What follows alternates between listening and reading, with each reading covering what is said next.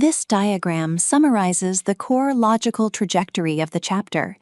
It begins with partial orders, where a reflexive, antisymmetric, and transitive relation organizes a set into a poset.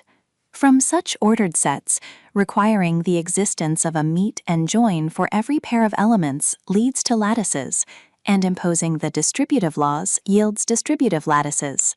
Adding a least element, a greatest element, and complements for all elements produces complemented lattices, and in the distributive case, these structures become Boolean algebras, which model classical propositional logic and set operations. Within any Boolean algebra, ideals are special non-empty, downward closed subsets that are closed under finite joins, and maximal ideals among them play a central role. Stone's representation theorem shows that every Boolean algebra is isomorphic to a field of sets, constructed from its maximal ideals, so algebraic elements can be faithfully represented as sets with set theoretical operations.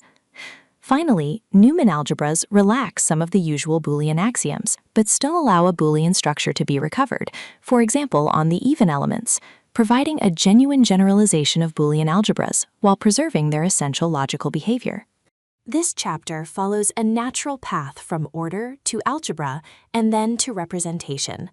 A partial order is a reflexive, antisymmetric, and transitive relation, and a poset with joins and meets for every pair of elements forms a lattice.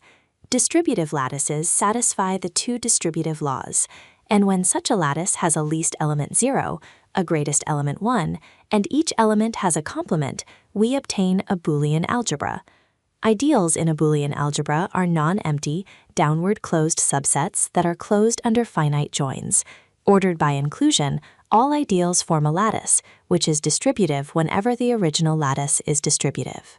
Maximal ideals play a central role in Stone's representation theorem.